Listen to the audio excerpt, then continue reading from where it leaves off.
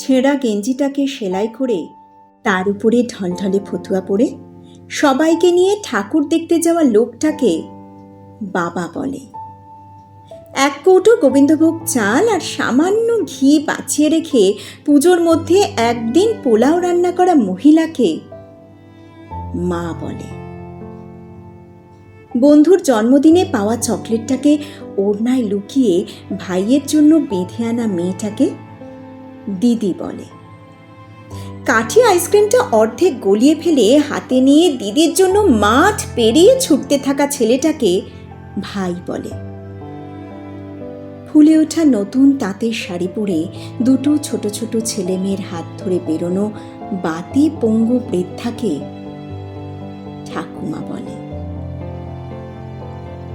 Designer panjabi পরে অঞ্জলি দিতে দিতে পাশের বাড়ির নতুন শাড়ি পরা মেয়েটিকে কলেজ পড়ুয়া ছেলেটির আর চোখে দেখাকে ভালো লাগা বলে।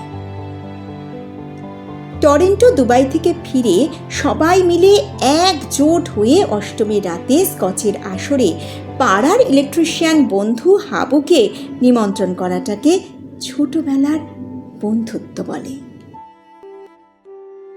শিল্পীর হাতে 6 মাসের মেহনতে বানানো দুর্গা ঠাকুরটিকে নাড়ি ছিন্ন করিয়ে বিক্রি করে সেই টাকায় অনাথ অসহায় পথ শিশুদের জামা কাপড় কিনে দেওয়াকে মানবিকতা বলে। সপ্তমীর সকালে বউ ছেলে নিয়ে টানা গাড়িতে করে গ্রামের বাড়িতে হাজির হয়ে কাকা জ্যাঠাদের পা ছুঁয়ে প্রণাম করে তাদের আশীর্বাদ নেওয়া মানুষগুলোকে পরিবার বলে। বিশ্বের সবচেয়ে মনোরম আরামদায়ক জায়গা ছেড়ে বিবাহিত মহিলারা একদিন যে বাড়িটাকে স্বর্গ বলে মনে করে সে বাড়িটাকে বাপের বাড়ি বলে। আর এই চিত্রকল্পগুলোকে একসাথে সাজিয়ে নিলে যেটা তৈরি হয় বাঙালিরা এক কথায় তাকে দুর্গাপুজো বলে।